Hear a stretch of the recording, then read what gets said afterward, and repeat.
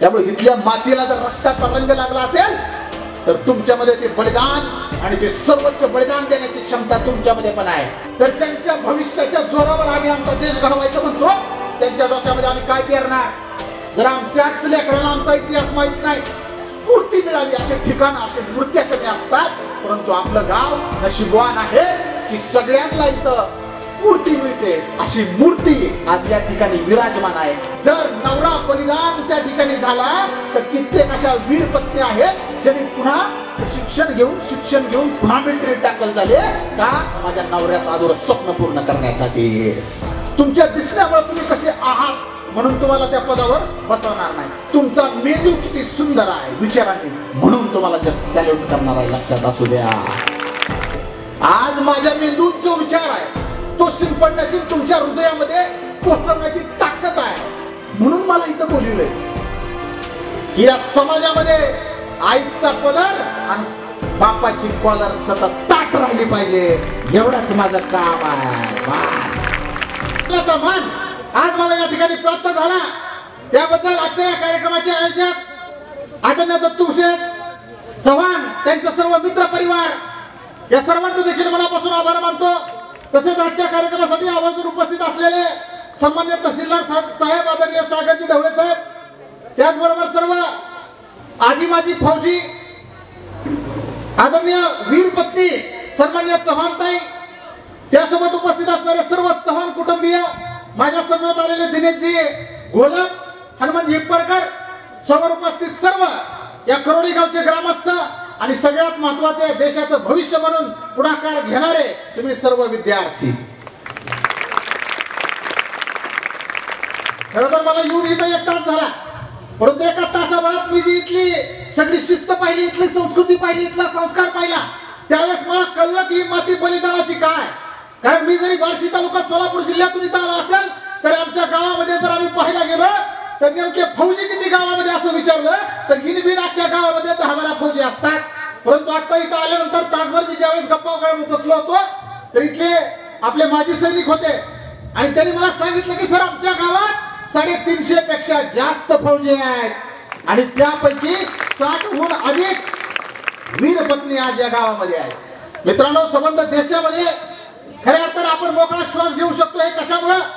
कारण सुरेश चव्हाण सारखे असे महान सैनिक देशसेवेसाठी स्वतःचा जीव त्या ठिकाणी अर्पण करतात.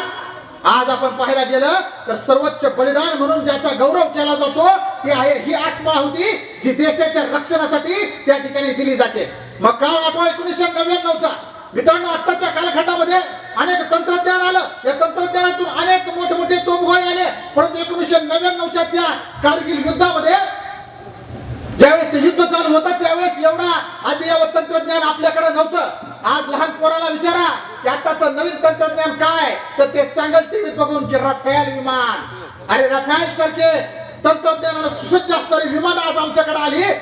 त्यामुळे आमचं जे युद्ध आहे ते थोडं तुलनेनं सोपं झालं.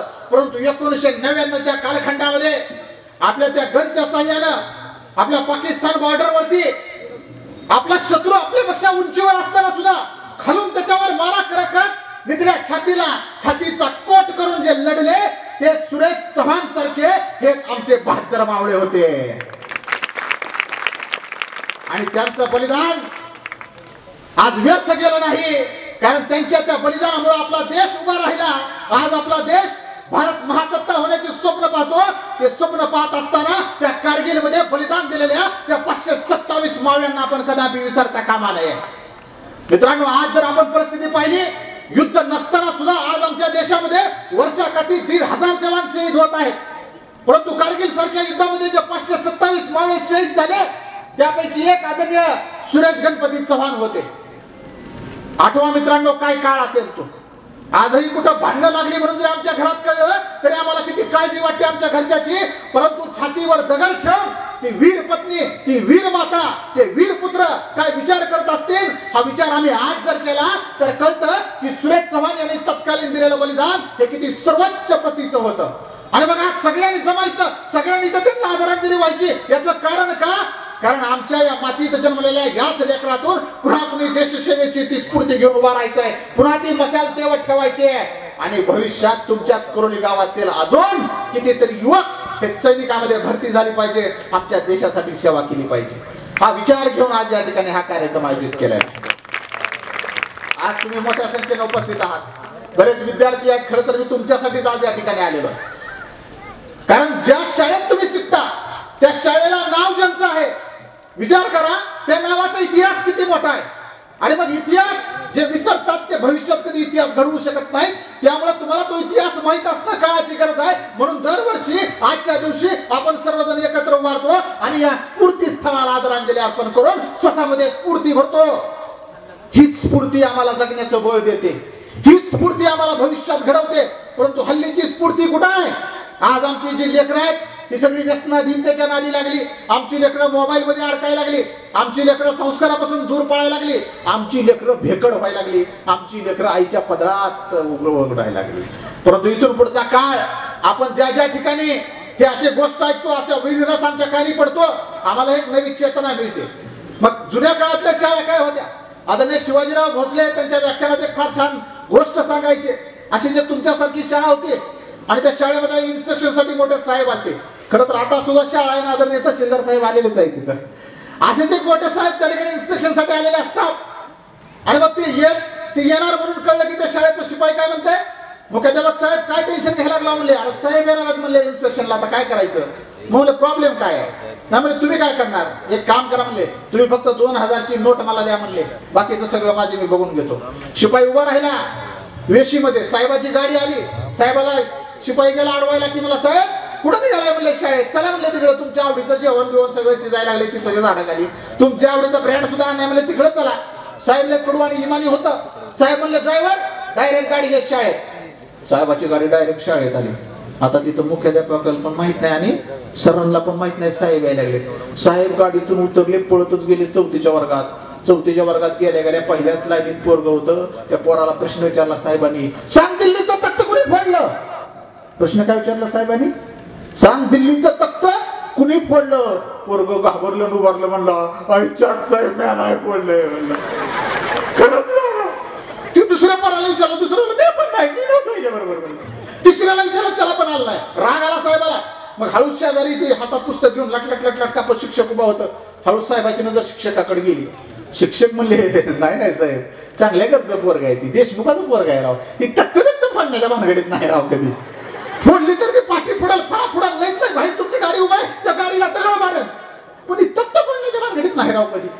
आता तर साहेबाचं टाळकत फिरलं. म्हणले कुठं तुमच्या मुख्याध्यापक? तेवढ्यात खिडकीतून शिपाई ऐकत होता. पटकीन शिपाई पळत गेला मुख्याध्यापकाला, मला साहेबला चिडले, आता काय ते तुमच्यावरच आहे बघा. म्हणले आज झाले काय, काहीतरी फोडलंय, पोलीस काढला नाही म्हणले. साहेबाची स्वारी डायरेक्ट मुख्याध्यापकाच्या कॅबिन मध्ये आली. मुख्याध्यापक साहेब ताडकीन उभा राहिले. मुख्याध्यापक साहेब म्हणले, काय साहेब लय चिडलाय, काय जरा बसा घ्या. काय चिडाव नाही तर काय करावं मुख्याध्यापक साहेब? अहो काय तुमचं गाव, काय त्या गावातली शाळा, काय त्या शाळेतले विद्यार्थी आणि काय ते शिक्षक. अहो एका साध्या प्रश्नाचं उत्तर दिना. म्हणले झालंय काय? अहो दिल्लीचं तख्त कुणी फोडलंय म्हणलं तर कुणीच सांगा ना. त्यावेळेस मुख्याध्यापकाला उत्तर दिलं, साहेब छडीचा वापर बंद पडलाय म्हणून सगळा कुटाणा व्हायला लागलाय म्हणले. मला फक्त 5 मिनिट छडी हातात घ्यायची परवानगी द्या, मी एका एकाकडून कबूल करून घेतो दिल्लीचं तख्त कुणी कुणी फोडलं. आता तर संपलाच विषय. लेकराला आला नाही, सरला आला नाही, मुख्याध्यापकाला आला नाही. साहेबांनी पटाक दिसली घेतला कागद, खरं मेमो फाडला आणि संबंधित गट शिक्षण अधिकाऱ्याला पाठवून दिला. तिकडून 7 दिवसानं पत्र आलं साहेब आणि त्या पत्रात लिहिलं होतं, सदर तख्ताचा प्रथम पंचनामा करावा, तदनंतरच योग्य ती कारवाई करावी. आता ह्या गोष्टीतल्या गमतीचा अर्थ सोडून द्या. तुम्ही इतक्या बहुसंख्येनं आहात, इथं श्रोता वर्ग जेवढा आहे का त्यातला 20% बाकीचा आहे, तुम्हीच आहे 70%. त्यामुळे मला आग्रहाने ही गोष्ट सांगणं गरजेचं होतं. आता लक्षात घ्या, हा इतिहास जर आमच्या लेकरांपर्यंत असा पोहोचणार असेल तर ज्यांच्या भविष्याच्या जोरावर आम्ही आमचा देश घडवायचं म्हणतो त्यांच्या डोक्यामध्ये आम्ही काय पेरणार? जर आमच्याच लेकरांना आमचा इतिहास माहित नाही. त्यामुळं शहीद सुरेश चव्हाण यांचा इतिहास हा या गावातून, या पंचक्रोशीतून, इथल्या मातीतून 1 सेकंद सुद्धा बाजूला गेला नाही पाहिजे. म्हणून त्यांच्या विचारांची, त्यांच्या बलिदानाची वाट इथं आम्हाला तेवढ ठेवायची आहे आणि ती या स्फूर्ती स्थळाच्या निमित्तानं तेवढ ठेवते. लक्षात असू द्या मित्रांनो. खरं तर नुसतीच गावं असतात, परंतु त्या गावामध्ये स्फूर्ती मिळवण्यासारखी मूर्ती लय कमी असतात. लय गाव आहे ती महाराष्ट्रात, पण त्या प्रत्येक महाराष्ट्राच्या गावामध्ये स्फूर्ती मिळावी असे ठिकाण, असे मूर्त्या कमी असतात. परंतु आपलं गाव नशीबवान आहे की सगळ्यांना इथं स्फूर्ती मिळते अशी मूर्ती आज या ठिकाणी विराजमान आहे. गेल्या 25 वर्षापासून आपण त्या मूर्तीला नित्य नियमाने पूजतो. ते शहीद सुरेश गणपती चव्हाण. आज देश सेवा म्हटले की पहिल्यांदा अंगावर काटा आपल्याच येतो. पहिलं जुन्या काळात कसं असायचं, एका एका स्त्रीला 2 अपत्य 4 अपत्य 5 अपत्य असायचे. त्यामुळे ठराविकपणे एका दुसरं मिलिटरीत जायचं. आता हम दो हमारे दो, आणि आता तर हम दो हमारा एकच. आणि मग ह्या माध्यमातून आता जर म्हणलं का देश सेवा करायची, हा कुठेही जावा तिकडं नको का. हे जे टीव्हीवर आम्ही पाहतो ना, हे जे युद्ध वगैरे पाहतो ना, त्यावेळेस आम्हाला गहिवरून येतं की एकुलतं एक पोरग जर त्यात गेलं तर करायचं काय. परंतु महाराष्ट्राचा इतिहास काढून पहा की ज्या वीर मातेला एकुलतं एक पोरग होतं, तिनं सुद्धा या देशसेवेसाठी पाठवून दिलं. इतकंच नाही, जर नवरा बलिदान त्या ठिकाणी झाला तर कित्येक अशा वीर पत्नी आहेत ज्यांनी पुन्हा शिक्षण घेऊन पुन्हा मिलिटरीत दाखल झाले का, माझ्या नवऱ्याचं अधुरं स्वप्न पूर्ण करण्यासाठी. अशाही वीर पत्नी आपल्या याच मातीत आहेत. मग वीर पुत्र तर विचारायची सोय नाही. आज आमच्या महाराष्ट्राच्या मातीनं काय दिलं, या सांगली सातारा जिल्ह्याच्या या मानदेश नगरीनं काय दिलं, तर या देशाला सर्वोच्च बलिदान देणारे सैनिक दिले, जे छातीचा कोट करून त्या ठिकाणी लढले. कारगिलच्या युद्धामध्ये 1999 सालामध्ये कालखंडामध्ये ज्यावेळेस युद्ध सुरू होतं, त्यावेळेस मला वाटतं फक्त रेडिओवर ऐकायला मिळायचं आणि फक्त टीव्ही दूरचित्रवाणी होती. त्यावेळेस आपल्याकडे असलं सोशल मीडिया नव्हता ना, काय नव्हतं ना, मोबाईल नव्हता ना, काय नव्हतं. ज्या घरातला माणूस फौजेमध्ये भरती झालेला असतो का, जर त्या घरातला तो फोन वाजला तर धस्स व्हायचं की फोन उचलल्यानंतर तिकडून कोण बोलणार आहे. कधी कधी जिल्हाधिकारी ऑफिस मधून फोन यायचा की तुमचे असे असे जे होते ते शहीद झालेले आहेत, त्यांचं पार्थिव इथे यायला अजून 2-3 दिवस लागतील. आणि मग ही एवढा मोठा आघात त्या तरुणांनी, त्या मातांनी, त्या पुत्रांनी कसा सहन करायचा, ही गोष्ट जर आज आठवली तरी अंगावर शहारे आल्याशिवाय राहत नाही. परंतु हीच घटना 1999 साली ज्यावेळेस घडली, त्यावेळेस चव्हाण कुटुंबियावर काय अवकाळा आली असेल, त्या चव्हाण कुटुंबावर काय डोंगर कोसळला असेल. परंतु त्या डोंगरातून सुद्धा सावरून आज या वीर पत्नीच्या मार्गदर्शनाखाली आणि त्यांच्या बलिदानाच्या मार्गदर्शनाखाली या पोरांनी जो इतिहास घडवला तो जगाला घ्यावा वाटणार आहे. आज दत्तू शेटकडे सहज जरी पाहिलं तर इथून जाऊन आटपाडीमध्ये एक स्वतःचं प्रस्थ त्यांनी निर्माण केलं. उद्योगधंद्याच्या माध्यमातून कित्येक लोकांना रोजगार दिला. आणि आज सुद्धा ज्यावेळेस मी इकडे येणार होतो तर ते एकटे आले नाहीत, त्यांच्या सोबत हे शेकडो पोरं आणि पोरांची फौज घेऊन ते आज या ठिकाणी आलेले आहे. हे जे संघटनेचं बळ आहे ते खऱ्या अर्थाने त्यांच्या रक्तात होतं. त्यामुळं सुरेश चव्हाण यांच्याकडून त्यांना ते मिळालं. आणि हे दोन्ही पुत्र संदीप असतील आणि दत्तू शेठ असतील, त्यांच्या 2 मुली असतील, या त्यांच्या जाण्यानंतर ज्या खंबीरपणे उभा राहिल्या, खऱ्या अर्थानं सलाम करावा असतो त्या गोष्टीला. आपण सुद्धा आयुष्याच्या या टप्प्यावर उभे आहात तुम्ही सर्वजण की पुढे काहीतरी घडायचंय. आणि घडत असताना आम्हाला सगळ्यात जास्त अडसर काय येतो, न्यूनगंडाचा. न्यूनगंड कशाचा आहे, आम्हाला दिसण्याचा न्यूनगंड आहे, आम्हाला पैशाचा न्यूनगंड आहे, आम्हाला गरिबीचा न्यूनगंड आहे, आम्हाला उंचीचा न्यूनगंड आहे, आम्हाला गाडी नाही, आम्हाला सायकल नाही, याचा न्यूनगंड आहे. हे सगळं झुगारून टाका आणि ताकदीने उभा राहा. आता बऱ्याच मुली या ठिकाणी बसले आहेत, मुलं पण आहेत, सगळे गोरे गोरे पान दिसायला लागलेले आहेत. बघा कसे लाल गालातल्या गालात हसले मी, गोरे गोरे पान आणि काळ भगाड दिसायला लागला म्हणल्यावर खाली मान तोंड असं मुलं पिलं असतं तुम्ही, आहे ना.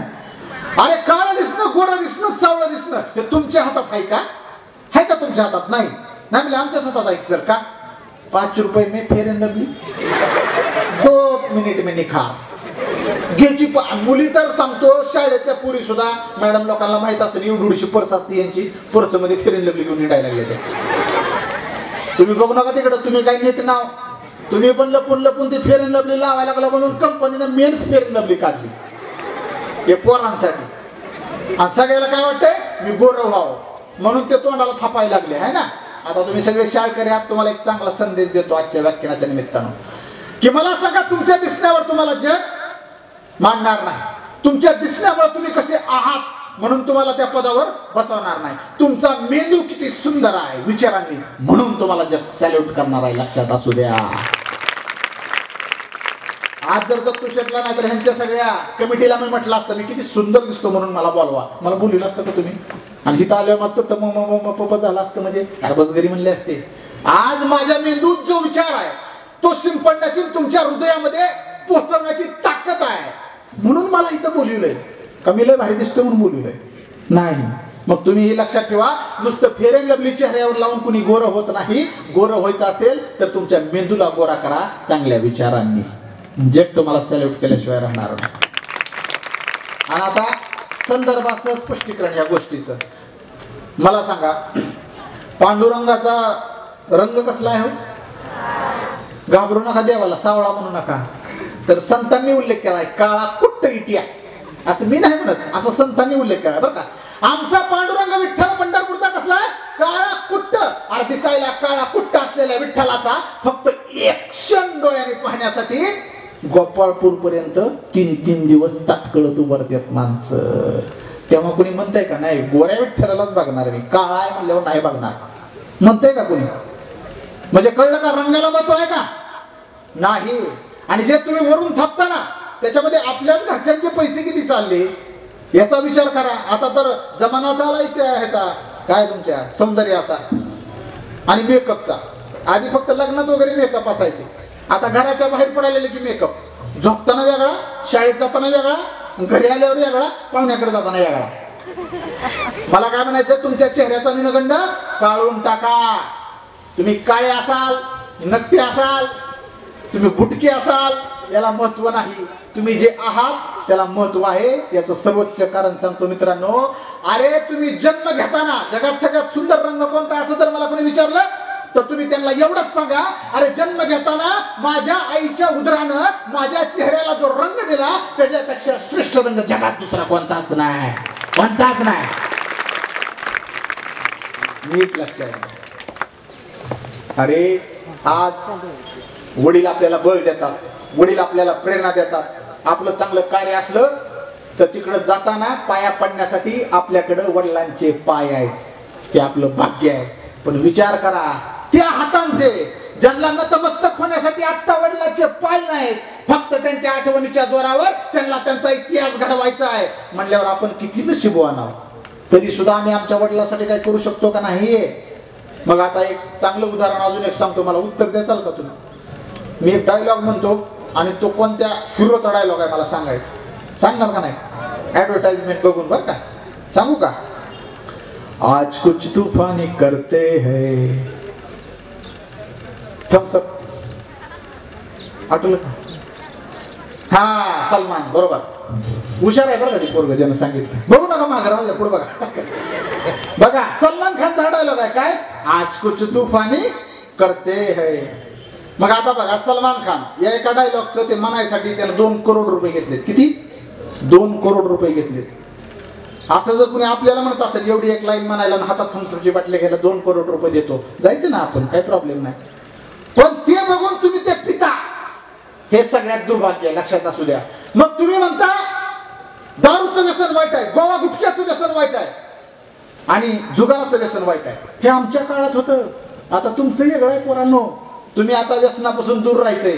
दारू तर तुम्हाला शिवणारच नाही, गोवा गुटखा तर लई मोठी गोष्ट झाली. मी सांगतो ती व्यसन सोडा. एक जे आहे ना ड्रीम 11 हे आमच्या क्रिकेटच्या माध्यमातून जे आमच्या डोसक्यात घालायला लागलेत ना ते सोडा. हे केसर का जो आहे ना रंग, हे सगळे आमचे सांगतात हे केसरी ते केसरी, याचं एक व्यसन सोडा. त्यानंतर तुमची जंगली रमी, खेलो जंगली रमी, हा सुद्धा एक वाईट संस्कार आहे, ते सोडा. मोबाईलचा नाद सोडा. आणि सगळ्यात महत्वाचं, तुम्ही जे विष पिता, एक आहे तांबडं विष आणि एक आहे लाल विष, कळते का नाही? कोल्ड्रिंक्स, कोल्ड्रिंकच्या माध्यमातून तुम्ही जे विषारी द्रव्य पिता, याच्यामुळे आमची देशाची पिढी बर्बाद व्हायला लागली. त्यामुळे जर आमची पोरं, या भारत देशाची पोरं या जगामध्ये सगळ्यात जास्त ताकदीनं असताना सुद्धा ज्या वेळेस त्यांना भरती करण्याची वेळ येते तेव्हा त्यांच्या छात्या सुद्धा भरत नाही की रे, हे दुर्दैव आहे आमचं, दुर्दैव आहे. आणि एका लहानपणीपासून अशा वाईट सवयी लागतात आम्हाला. तुमच्या रक्तातली साखर. अरे जर 17 वर्षाच्या पोराला मधुमेह व्हायला लागलाय, 21 वर्षाचा पोरगा अटॅक येऊन मरायला लागले, काय आहे त्याची कारण? याची कारण ही आहे की तुम्ही लहानपणीच कोल्ड ड्रिंक प्यायला लागला. घरच्यांनी पैसे दिले की काय नाही, जायचं ते नवीन स्टिंग एक आलंय बघा, अतिशय घातक, गुलाबी गुलाबी दिसतोय, मस्त स्ट्रॉबेरी सारखा आहे, गटागटा पिऊन टाकालेली पोरं. आणि त्याच्यावर लिहिलंय दडदडीत, लहान मुलांनी घेऊ नये, तरी पण सगळ्यात जास्त पिणारी हीच पोर आहे ती. मी सकाळ सप्तरंग या पुरवणीचा लेखक आहे. दर रविवारी मी दुसुडी सदर लिहितो सकाळला. तुम्ही जर सकाळ पेपर कधी आला तर वाचा. दर रविवारी लिहितो मी वेगवेगळ्या विषयावर, आणि त्यात हे लिहिलं होतं, लक्षात असू द्या. आज किती वाईट प्रसंगातून आमची सगळी लेकरं चाललेली आहेत. हे जर प्रश्नचिन्ह उभा केलं, सरकारला पण काही घेणे देणं नाही, कुणालाच काही घेणे देणं नाही. तुम्ही स्वतः उभा राहावं लागेल. आणि जर तुम्हाला देशसेवेसाठी उभा राहायचं असेल तर आज एक प्रण करा की मी आयुष्यभर निर्व्यसनी राहील. करणार का प्रण? निर्व्यसनी राहणार का? आणि जर तुम्ही निर्व्यसनी राहायचं असाल तर तुमच्या आई वडिलाला जाणतेपणी, जिवंतपणी मृत्यू तुम्ही देऊ शकत नाही. पण जर तुम्ही व्यसनाधीनतेच्या नादी लागलात तर मग म्हणायला तुमचे आई वडील जिवंत असतात, पण ते मेलेल्यापेक्षाही वाईट असतात. का? कारण त्यांचं दुःख इतकं मोठं असतं का, ते एखाद्या दारुड्याच्या घरात बघा जाऊन, जेव्हा एक बाप असतो रस्त्यानं चलत असतो, पोरगा असा दारू पिऊन कुठेतरी गटरात पडलेला असतो, तेव्हा त्या बापाच्या मनाला किती वेदना होत असतील. आणि म्हणून इथपर्यंत टोकाचं व्यसन आज आम्हाला जडून घ्यायचं नाही, ही गोष्ट नीट लक्षात असू द्या मित्रांनो. इथून पुढचा काळ संघर्षाचा आहे. नैराश्यवाद झटकून टाकायचा आहे, डिप्रेशनला उडवून टाकायचा आहे. आता तुम्हाला सुद्धा डिप्रेशन यायला लागले. अहो माझी आता 4-5 वर्षाची पोरगी आहे, तिनं सकाळी गेली शाळेत, संध्याकाळी म्हणली पप्पा मला टेन्शन आले. मी म्हणलं ही टेन्शन शब्द तुला माहितच कसा झाला? 4 वर्षाची पोरीला टेन्शन शब्द माहित व्हावा का? What is the spelling of this word tension? What is the spelling of depression? She don't know. आड तिला त्या डिप्रेशनचं स्पेलिंग माहित नाही का, टेन्शनचं स्पेलिंग माहित नाही, आणि तिनं घरी येऊन म्हणती I am in tension, I am in depression. अरे आपल्या या मातीला संघर्षाचा काळ आहे. या मातीत एवढी जबरदस्त स्फूर्ती स्थळ आहे, स्फूर्ती माणसं आहेत, आणि आपण डिप्रेशन मध्ये जाऊ शकतो का? म्हणून तुम्हाला सांगतो, इथून पुढच्या काळामध्ये तुमचं सगळ्यात मोठं यश, तुमचं सगळ्यात मोठं आव्हान या जगामध्ये काय आहे? आजच्या व्याख्यानातला हा शब्द, हे वाक्य तुम्ही घरी गेल्यानंतर वही काढा, वहीच्या पहिल्या पानावर लिहून ठेवा. काय? की आमचं इथून पुढच्या काळातलं, आणि अजून सांगितलं नाही वाक्य, वाक्य सांगायचंय रे, आताच आवडलंय त्याला. हे बघा, इथून पुढच्या काळात तुमचं आव्हान काय आहे लक्षात ठेवा, की या समाजामध्ये आईचा पदर आणि बापाची कॉलर सतत ताट राहिली पाहिजे, एवढंच माझं काम आहे. बस हे वाक्य, की मला भविष्यात असं काहीतरी काम करून दाखवायचंय की समाजामध्ये माझ्या आईचा पदर आणि बापाची कॉलर नेहमी कशी कशी एवढ्या आवाजातला काय खरं आहे, तासगाव पर्यंत आवाज गेला पाहिजे, कशी राहिली पाहिजे. राहणार का नाही? मग आता बघा बरे, तुम्हाला सगळे दत्तू शेटनं किट वाटल्यात सुंदर, त्या कशाच्या आहेत? त्या स्पोर्टच्या आहेत, बरोबर आहे का? कवग सुंदर दिसा म्हणून दिले ती नाही, ते स्पोर्टची किट आहे. म्हणजे काय करायचं, तुम्ही शिक्षणासोबत मैदानावर सुद्धा कीर्ती गाजवायची. आताच मैदान गाजवलं का नाही 11 आपल्या खिलाड्यांनी, बरोबर आहे का नाही? T20 वर्ल्ड कप कुणी जिंकलाय आताचा? बघितली का मॅच? कसं वाटत होतं शेवटच्या वरला? आहे का नाही? गेली म्हणलं, आता गेली, मी तर उठून पळायला लागलो होतो बाहेर. तेवढ्यात काय झालं, सूर्यकुमार यादवनं काय केला, कॅच पकडला का नाही रे? बरं ती काय सहज पकडला का सांगा बरं? किती कष्ट केलं त्याला कॅच पकडताना. आधी पकडला, परत त्याचा तोल झुकायला, मग त्यानं सोडला, परत ती पलीकडे गेला, पुन्हा आतमध्ये आला, पुन्हा पकडला, आणि तिथंच आपला वर्ल्ड कप जिंकला. आता ह्याला आपल्या आयुष्याशी जोडायचं का नाही? बघा, आपल्या आयुष्यात, तुमच्या आयुष्यात एक टप्पा येईल जिथं तुम्हाला वाटेल सगळं हरलाव, आता काय नाही, आता मला काहीच दिसत नाही, आता फक्त मृत्यू दिसतो. तेव्हा पुन्हा एकदा ही मॅच आठवायची आणि सगळं हरलेलं पुन्हा आपण कसं जिंकू शकतो. तर ह्या शेवटच्या एका बॉल मध्ये सुद्धा मॅच कशी फिरते हे शिकवलं आपल्याला त्या मॅचनं, त्या मैदानी खेळानं. आणि मग क्रिकेट खेळत जावा, कबड्डी खेळत जावा, सुरपारंबा खेळत जावा. हल्लीच्या तुमच्या गेम्स लय डेंजर आहे त्यांची. हे मोबाईलच्या बाहेर गेमच नाही यांची. हे 4-5 जण बसते ती अजून एक कोणती तरी का धड धरलं सोड सोड मार मार कोणची आहे ती? हा बघा किती पाठ आहे त्यांचं. मग ह्या गेम्स जे आहेत ना थोडा त्याचा नाद थोडा कमी करा आणि जर भविष्यात काही घडायचं असेल तर हे सगळे मैदानी खेळ खेळा. जोपर्यंत तुम्ही मैदानी खेळ खेळणार नाहीत तोपर्यंत तुमचं शरीर तंदुरुस्त राहणार नाही आणि तुम्हाला तुमच्या खांद्यावर तुमच्या पूर्वजांनी ठेवलेली ही देणगी आहे कोणची? हौतात्म्याची. त्यामुळे इथल्या मातीला जर रक्ताचा रंग लागला असेल तर तुमच्यामध्ये ते बलिदान आणि ते सर्वोच्च बलिदान देण्याची क्षमता तुमच्यामध्ये पण आहे. पण आपल्याला बलिदान द्यायला जायचं नाही भविष्यात. लक्षात असू द्या, जर भविष्यात तुमच्यातला एखादा कोणी सैन्यामध्ये भरती झाला, एनडीए सारख्या ठिकाणी जावा, सर्वोच्च पदावर बसा आणि तिथं गेल्यानंतर त्या रणभूमीवर शड्डू ठोकून तुम्ही सांगा की माझ्या मातीतल्या 25 वर्षापूर्वी ज्या योद्ध्यानं बलिदान दिलं त्या बलिदानाची कसूर भरून काढायला मी आज या रणभूमीत उभा आहे. आणि मग ती तुमची सर्वोच्च आदरांजली असेल ज्या शाळेत तुम्ही शिकला. कारण आता शहीद जवानांचं हे नाव तुमच्या दाखल्यावर तुमच्या हयात म्हातार होस तर मिटणार नाही. म्हणून जगात काहीतरी काम करायचं असेल तर शहीद सुरेश गणपती चव्हाण यांच्यासारखं कार्य आपल्याकडून घडावं. आपण कायम अमर राहतो. मी इथं यायच्या आधी आदरणीय पवार सर इथं बसलेले आहेत. खरं तर 1 तासभर त्यांनी शब्दाची खिंड लढवली. इथं सगळा इतिहास अतिशय सुंदरपणे त्यांनी त्या ठिकाणी सांगितलं. आणि त्यांनी सुद्धा सांगता सांगता मागाशी सांगितलं की माझी 3,500 पेक्षा जास्त व्याख्यानं महाराष्ट्रासह परदेशात झाली आणि मी निवांतपणे स्वच्छंदीपणे फिरू शकतो. याचं एकमेव कारण काय? माझा कुणीतरी भाऊ, माझे कुणीतरी वडील तिथं त्या सीमेवर आपली रक्षा करत आहेत, स्वतःच्या जीवाची पर्वा न करता. इथून पुढचा काळ त्याचा आहे मित्रांनो. कारगिल सारखं युद्ध इथून पुढच्या काळामध्ये होऊ नये ह्या मताचा मी आहे. कारण आज ज्यावेळेस सगळे आपले राज्यकर्ते म्हणतात पाकिस्तानला चिरडून टाका, चीनला तिकडे बघा, तिबेटियनला बघा, तिकडे बांगलादेशवाल्यांना बघा, आणि तुझं तिथं बसून एसीच्या खोलीत म्हणायला काय जातंय? पण तिथं लढणारे कोण आहेत? आमच्या घरातलं जर कोण तिथं लढत असेल तर विचारा त्या आईला जाऊन युद्ध व्हायला पाहिजे का नाही व्हायला पाहिजे, बघा तिचं मत काय येईल. परंतु तुम्हाला असं खोटं वाटेल की तरी सुद्धा जर आपल्या देशावर काय आच येत असेल तर ती माता सुद्धा काय म्हणेल माहिती आहे का? युद्ध व्हायला पाहिजे आणि त्यांना पाणी पाजायला पाहिजे, त्याच्यामध्ये आपला जीव गेला तरी भेटतं. असं प्रशिक्षण त्यांना मिळालेलं असतं. आपल्याला उद्या कुणी म्हणलं की इकडे इकडे असं असं आलं, एक जण तुझी वाट बघायला चौकात तुला मारायला, आपण वाट वाकडी करून दुसरीकडून जातो शस्त्र असताना. आणि दुर्दैव काय सांगा की जे गेले, ज्यांनी आत्माहुती दिली, त्यांच्या कुटुंबियांप्रती, त्यांच्या घरच्यांप्रती, त्यांच्याप्रती आपल्या आत्ताच्या इथं निवांत राहणाऱ्या समाजामध्ये काही दातृत्व शिल्लक राहील नाही. ह्याची लई मोठी शोकांतिका वाटते. आज आपलं गाव सुजलाम सुफलाम आहे आणि सुजान आहे की इथं इतके सुंदर कार्यक्रम आयोजित होतात. मी रस्त्यानं जाताना कितीतरी अशी स्मारक बघतो की जे धूळ खात पडलेले आहेत. आज त्यांच्या घरच्यांचं तर विस्मरून जाऊ द्या, परंतु त्यांच्या गावकऱ्यांना सुद्धा त्याचं स्मरण राहिलं नाही.